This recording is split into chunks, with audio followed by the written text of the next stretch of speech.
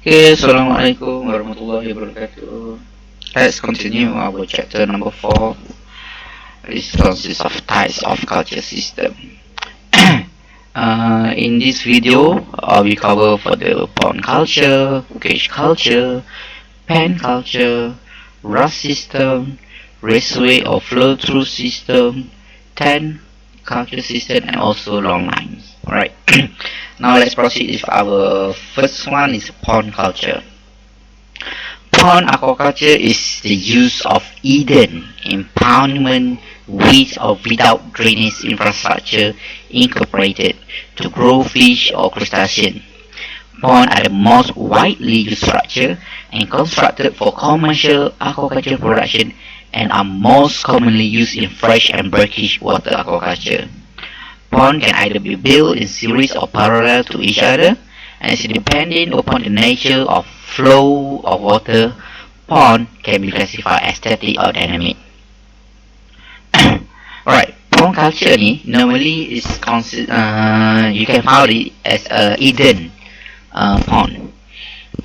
It's either can be lining or not, and most widely used structure in the world. Right.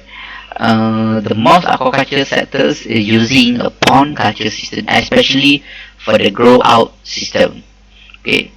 Usually, pond culture consists of quite a big structure. Maksudnya untuk struktur kolam yang besar, kita akan guna konsep kolam ataupun pond culture. Kita tak guna tangki. Disebabkan oleh tangki kalau nak buat dengan struktur yang sangat besar is very hard dan sangat susah. So that's why we are using the pond culture. Okay. Normally the pond culture is very suitable for the fresh and brackish water aquaculture, but there are also some sites or farm that using marine culture using pond hidden pond, such as a few sites in Terengganu, such as Blue Archipelago, and also Aikar Pond at Kedah, or maybe in Johor at Sedili, and also in Kuching, Sarawak. They are using pond culture to culture shrimp or marine species. Right, this is an example of the pond culture, hidden pond culture. Usually consists of a parallel or series of structure. Sama macam kolam kita dekat muka. That one is pond culture. Right, the advantages of pond culture is can be relatively cost effective, particularly if gravity and drain. Ianya sangat cost effective kalau menggunakan konsep gravity, di mana air masuk dan air keluar tidak memerlukan sebarang penggunaan pump atau teknologi untuk mengeluarkan air. Right, some control over growing conditions such as nutrient input. It can minimize loss of stocks through escapement or predation compared to more extensive operation. Higher yield with limited technological input, boleh menghasilkan pengeluaran yang lebih tinggi dengan technological input yang sangat rendah. The requirement of lesser energy for water flow and aeration compared to other types of culture system such as raceway and tanks. Right. Memerlukan tenaga yang sedikit saja untuk water flow or water movement berbanding dengan untuk raceway dan juga tanks, di mana kita memerlukan lebih banyak tenaga untuk menggerakkan air atau to aerate the water. It can be carried out in backyard and can be source of additional income. And also it's easier to get fish out of pond than catch a fish from a river or stream. Right. So konsep dia lebih kepada konsep extensive or semi-intensive culture system, which is using the hidden pond culture. The disadvantages of the pond culture is a moderate to high land requirement and construction cost. Dia memerlukan tanah yang luas. Little control over ambient environmental condition. Kita tak boleh nak control persekitaran. Kalau hujan, sejuklah air dekat kolam kita. Kalau panas, panaslah air dekat kolam kita. So that one we have very little control over the environmental condition. Stock management may be difficult. Susah kita nak buat stock management sebab kolam tu besar. May have some water consumption where evaporation is high. Lagi besar luas permukaan kolam, lagi tinggi dia punya kadar evaporasi. So you need more water to supply to the pond to replace the evaporation process. Lower yield compared to other types of culture. Alright. Berbanding dengan another type of culture such as raceway or tank, the yield might be lower. Alright. The second one is cage culture.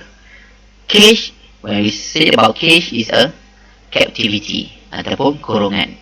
Cage culture is an aquaculture production system in which the culture animal is enclosed in cage or basket, allowing water to pass freely between the culture animal and the surrounding water body. Right, cage culture ni konsep dia berada dalam kurungan dan air perlu melalui kurungan tersebut dengan senang. Right, so normally cage culture ni dia adalah kawasan terbuka ataupun di kawasan sungai atau tasik laut. Cage are widely used in commercial aquaculture overseas, and individual cage unit comes in all shape and size and can be tailored to suit individual farming needs. Cage can be used in both freshwater and marine environment. Ada cage yang kita gunakan cage is sangkar. Okay, sangkar yang kita gunakan dekat marine ataupun dekat freshwater. Alright. Ini adalah sangkar terapung di marine environment. Ada juga sangkar terapung di perairan, air tawar. Okay. Siapa yang pernah tengok sangkar terapung tu, kalau tak ada, boleh Google. Alright, this is another cage culture, tapi yang ni dia freeze. Dia tanam dekat tanah. Right. Konsep cage is dia semua mesti berkurung. Kiri sekeliling dia dan juga bawah dia mestilah dalam keadaan berkurung ataupun ada net. Right. This is example of the we have square or round shape. Right. Yang ni adalah floating. Floating dia kata apa dekat atas air, dia ada buoyancy. Okay. Yang ni adalah jenis kekal. So dia ada satu tiang, ada tiang di surrounding dia punya cages. Right.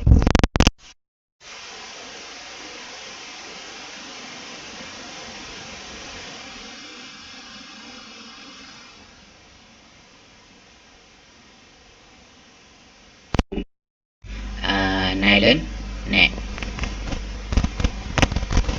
The advantages of cage culture is cage culture has shown a approach 10 times higher yield than pond culture. Ianya boleh menghasilkan 10 kali ganda lebih banyak berbanding pond culture. Cage culture require a relatively lower capital investment compared to the land-based farm. Dia punya capital pun lebih rendah sebab ia tak perlukan tanah yang luas, tapi dia hanya perlu beli netting dan juga lampung. Pond excavation is not required in case of cage culture and is not affected by the properties of soil. Kita tak perlu nak gali tanah dan juga tidak dipengaruhi oleh properties of soil. Okay, sebab apa? Sebab kita buat dekat flow through punya water. So, properties of the soil will not affect the fish because the water will keep flowing throughout the system. Fish can be harvested without draining or sealing the pond. Nak pastikan kita tak perlu nak buang air ataupun tak perlu nak menjala memakan. Dia net tu dah boleh harvest. Artificial food is utilized at optimal levels by the culture animals. Kita pun kena bagi artificial food sebab it's not fully depending on the natural source or live feed. Observing, sampling, handling, regular monitoring and harvesting is simpler in cage culture, lebih senang. Sebab ini lebih kecil dan lebih senang untuk dioperasikan. Can be easier to be operated. Simultaneous culturing of variety species is possible. You nak culture pelbagai jenis spesies pada masa yang sama pun tak apa, as long as you place it in different cages at the same location.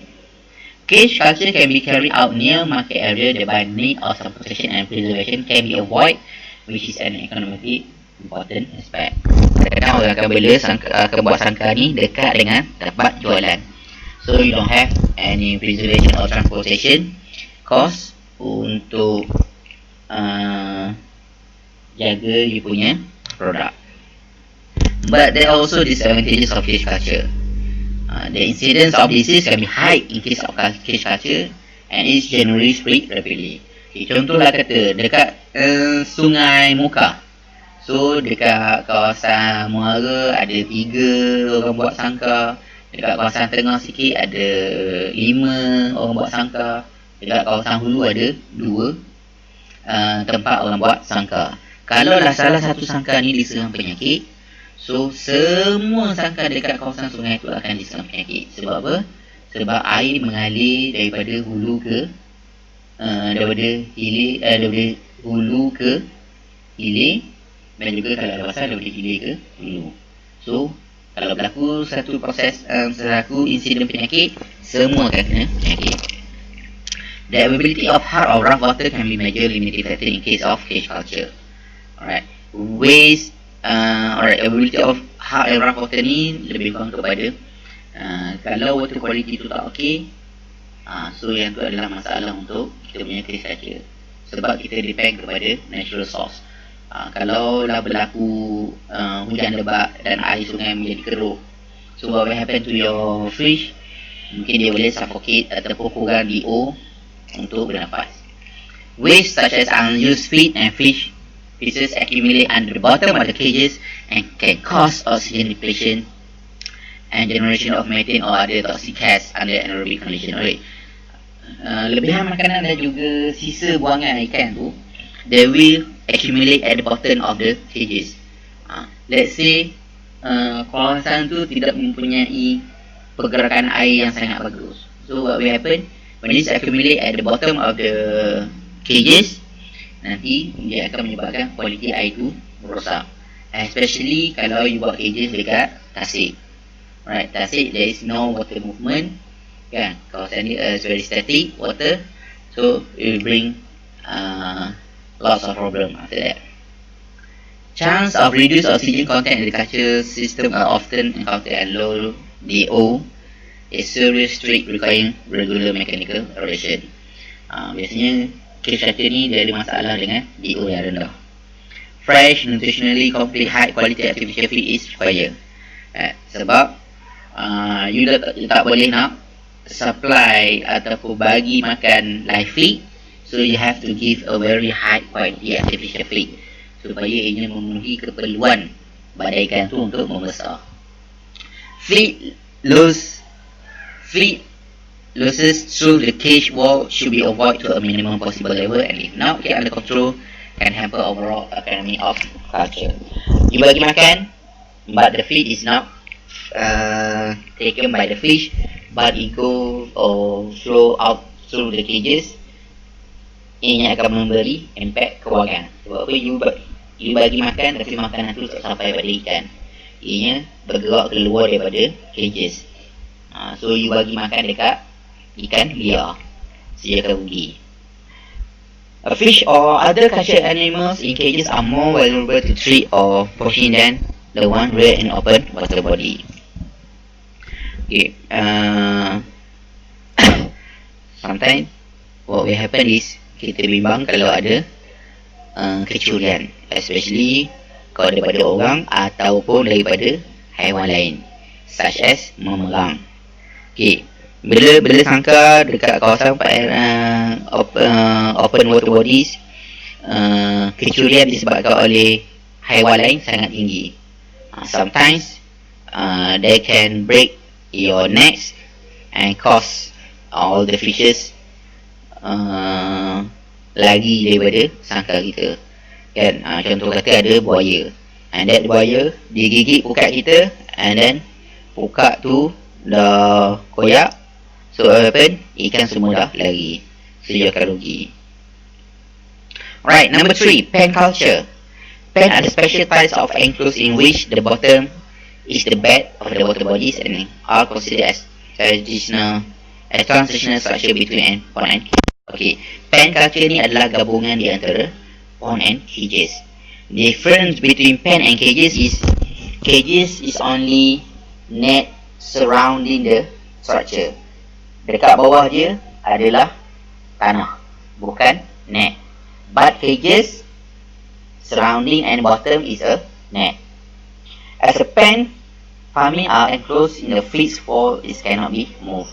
Right, pen farming dia ada fixed wall dan dia tak boleh digerak. Once you put the pen culture over there, it's fixed for forever.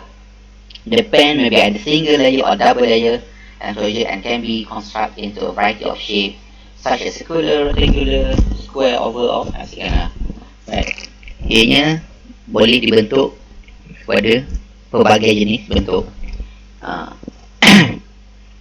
The pen or enclosure may be completely enclosed on all four sides in the middle of a bay or open water in a lake without any foreshore. Ini adalah contoh pen yang berbentuk segi empat, di mana kesemuanya adalah di enclosed on all four sides. Right. So the second one is a shore enclosure, which is a foreshore expanding to deep water surrounded by a net structure. Ini adalah contoh dia buat. Ini adalah tanah dan ini adalah air. So dia buat net bentuk separa bulat untuk belikan. Right. Or a bay or lodge or fjord enclosure with an embankment or net structure only at the entrance of the bay. Okay, contoh kata ni adalah teluk. Right, so apa cara dia? Dia buat satu pen dekat sini ataupun dia letak net dekat sini supaya kawasan ini akan jadi pen culture. Okay, so ikan dah boleh dibela dekat kawasan teluk. Right, this is the most common type of pen culture that can be used. Okay, ni adalah contoh dia. Sometimes you also can use pen culture system in a pond itself, right? And then certain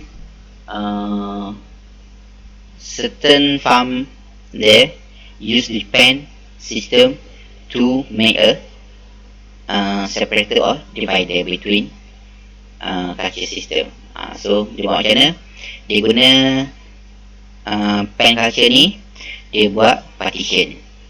Okay, so ada satu partition, dua partition, tiga partition. Kalau macam kat sini, this is the first layer.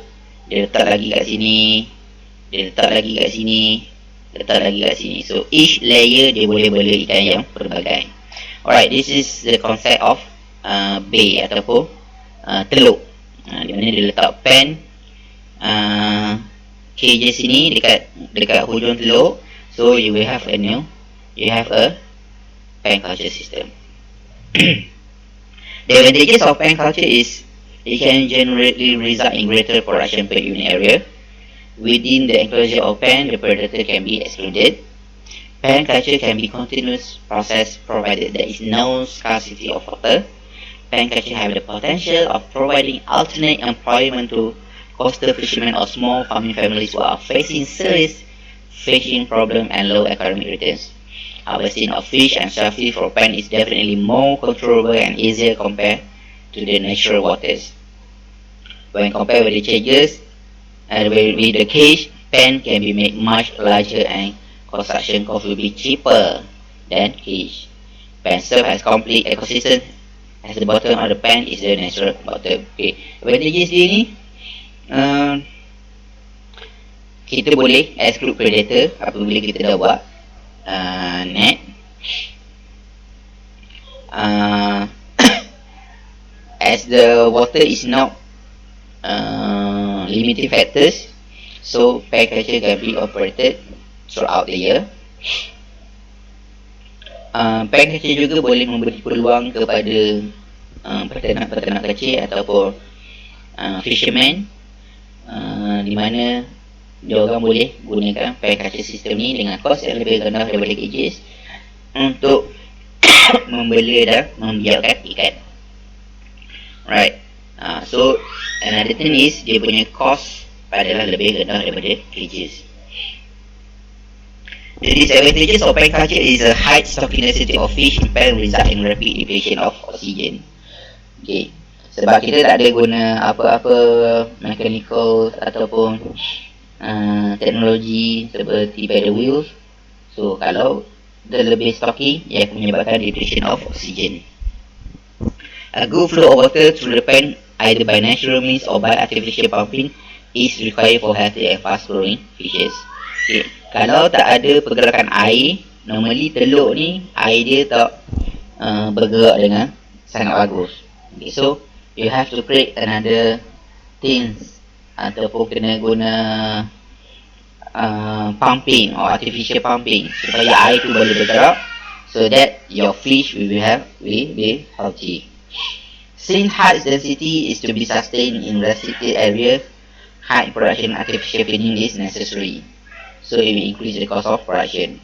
Like as compared to the pond, pen culture ni kita tak boleh nak buat artificial feed. Okay, sebab ia hanya adalah gabungan di antara open water bodies dan juga kurungan. So you will need artificial feeding, which is loss of feed is common problem in pen culture. Okay, bila ada pergerakan air, makanan tu akan dibawa keluar daripada pen culture. So it's very common problem.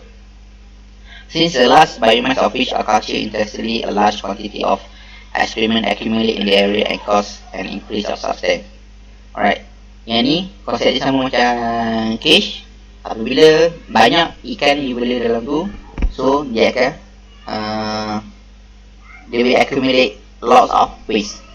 Alright, so what will happen? It will deplete the water quality, and that will affect your fish. As open culture involve high stocking density in an enclosed area, it is highly prone to disease. Lagi banyak you stocking fish, like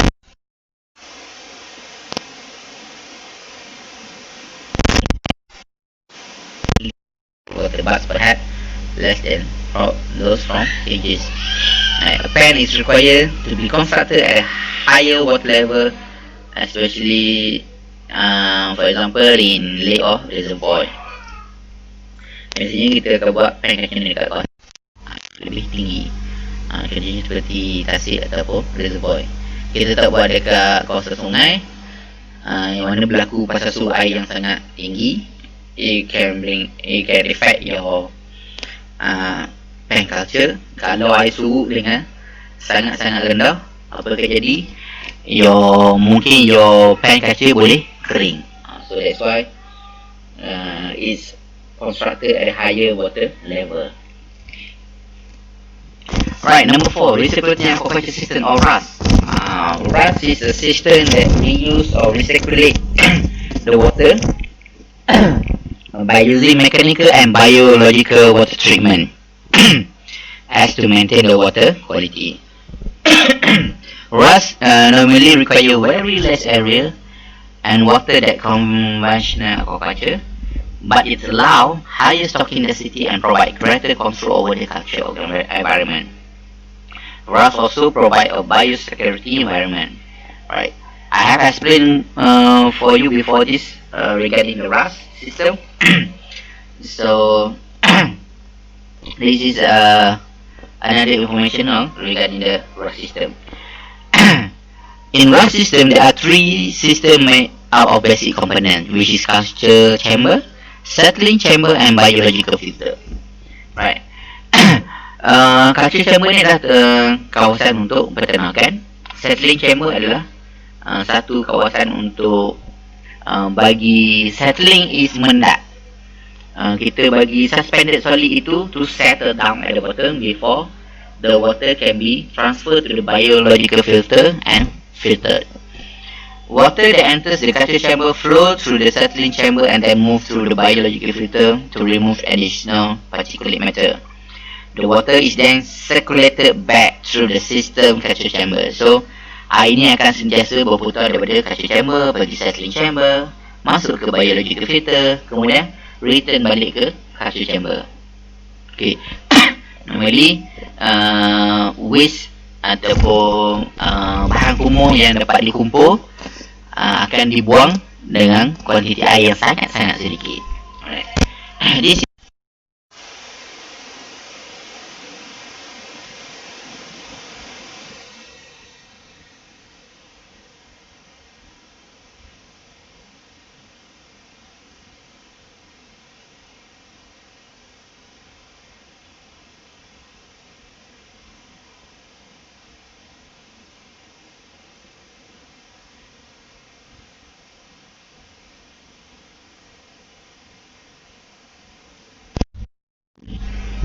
panggil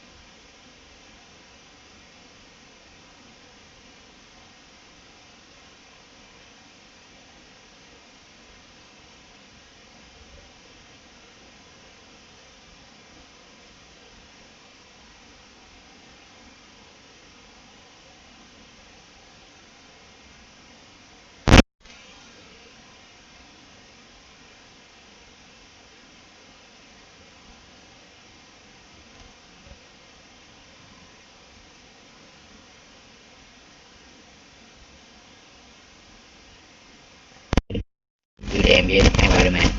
And waste are filtered out of the capture system and disposed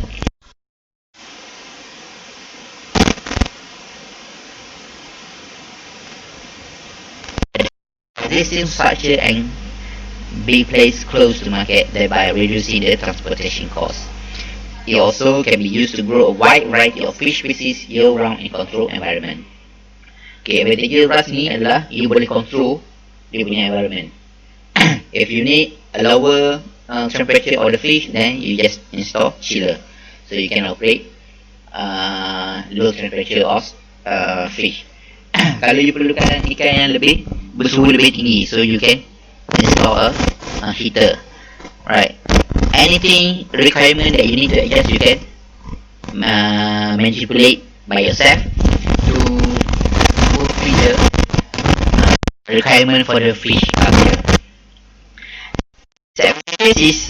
The first one is very costly to operate because they are highly dependent on electricity or other power sources. Either is using electricity or any generator to supply the power.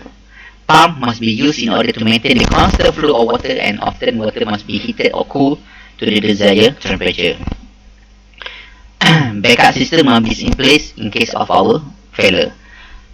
RAS system berlaku je masalah power failure, within a few minutes you akan dapati semua ikan akan mati sebab the surfacing density is very high. The demand for DO is very high. So once the have power failure, pump tak bergerak, air tak boleh nak tukar, just a few minutes or just a couple of hours, semua ikan akan mati. Alright, number 5, raceway or flow-through capture system. The raceway capture system are also referred to as flow-through system, as the continuously flow water makes a single pass through the unit before being discharged. The raceway capture system differs from the pond mainly in the way that the residence time of the water in the raceway is very short, usually on the order of few minutes instead of hours or days in a pond.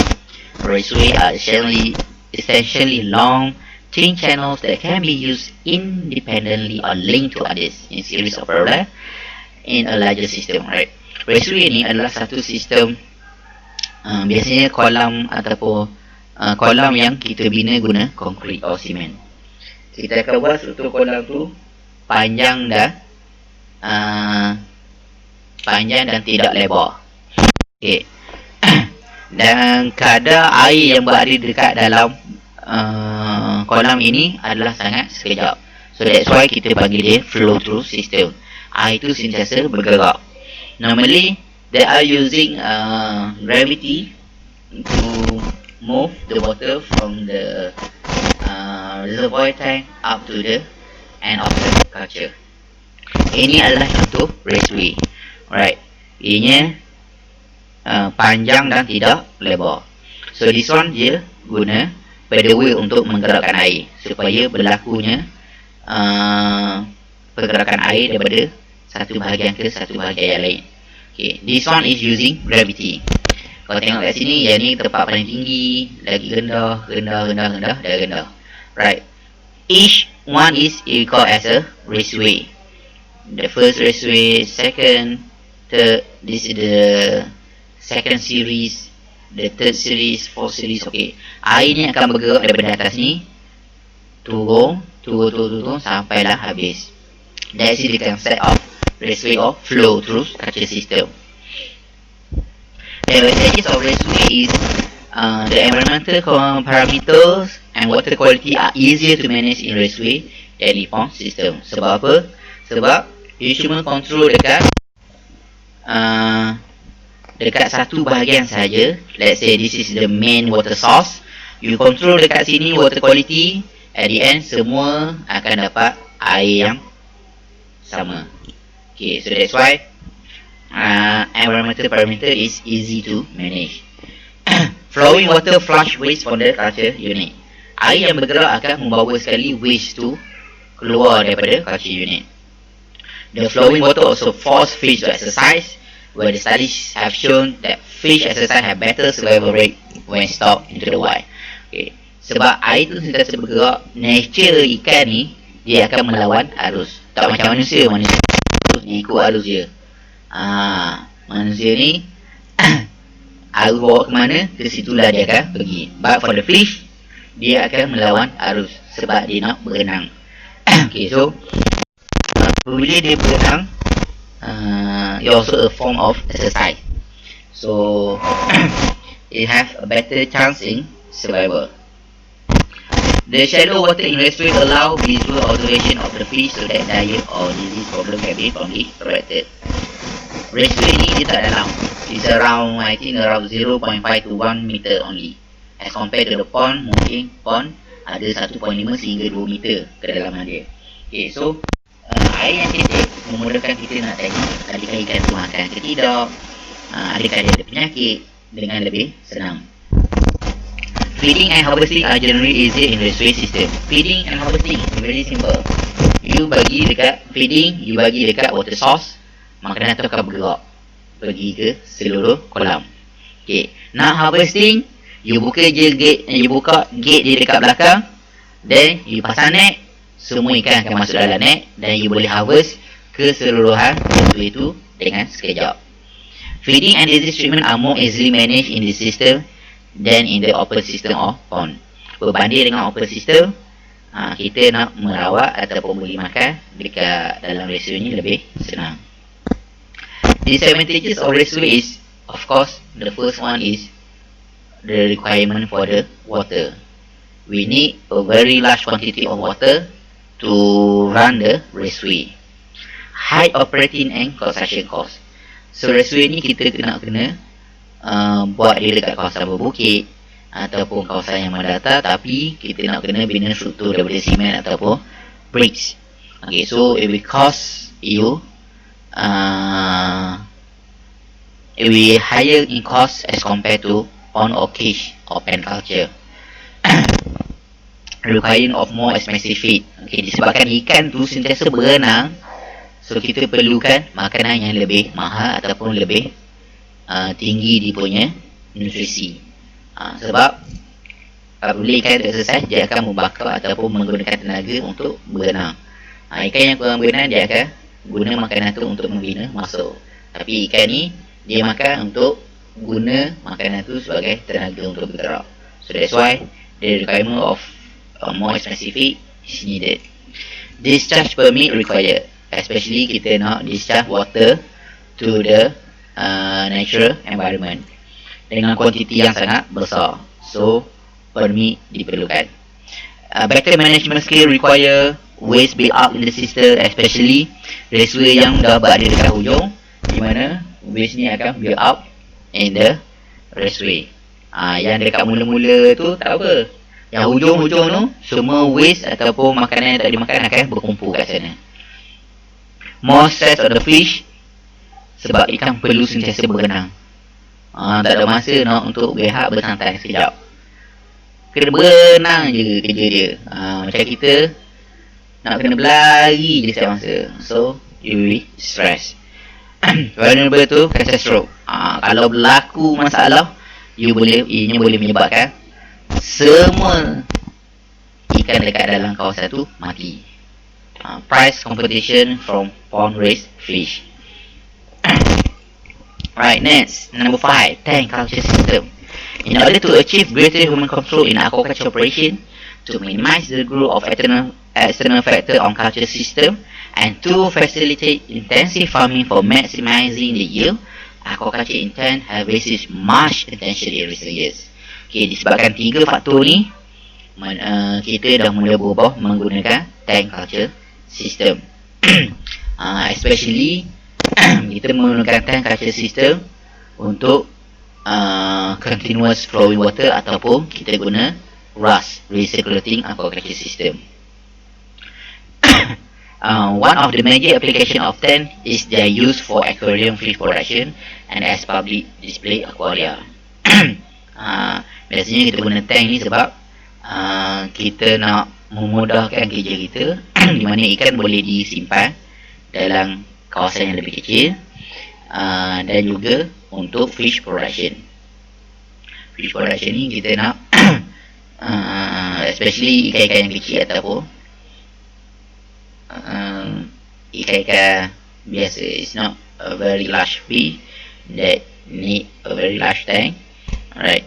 Aquaria are suitable for spawning, hatching and growing many fish species and are often used for maintaining small and exotic aquatic species. So tank ni ianya lebih senang untuk kita gunakan untuk pelbagai situasi, dan dia boleh alih dia. So that's why people start to moving using tank culture. Right, this is ada tank culture yang kita boleh tanam di dekat dalam tanah. Okay, so this is one is half of the tank is located inside the cement, and this one is located up from the cement. Okay, kenapa kita buat bangku macam ni untuk tangki ni? Salah satunya adalah untuk memudahkan kita buat overflow or discharge pipe dekat bawah dia. The second thing is kita tak nak letak tangki ni directly on the floor. Okay, kalau tangki berada directly on the floor, suhu lantai yang sejuk boleh mempengaruhi suhu air dekat dalam tangki. So that's why kita letak tinggi macam ni, supaya suhu sejuk lantai disebabkan oleh simen ni tidak menyejukkan suhu air dekat dalam tangki. Right, this is concept of recirculating aquaculture system. We have outflow or discharge pipe, inlet, then we have additional aeration system. I think this one is also using, oh no, this one is not the recirculating aquaculture system. This is a normal system using tank, ada inlet dan juga collector. Advantages of tank culture is this can culture at a high density. The culture intends allow the fish culture to easily manage stock and to exert a relatively high degree of environmental control over parameters. So you boleh control sendiri you punya parameter untuk ikan you. Kita boleh manage ataupun ubah kita punya environmental parameters supaya boleh mendapatkan production yang paling maksimum. With tank, feeding and harvesting operation require much less time and labor as compared to prawn. Sebab ini dalam bentuk kurungan yang kecil-kecil, so it's more easier to manage the feeding or harvesting as compared to the prawn yang sangat besar.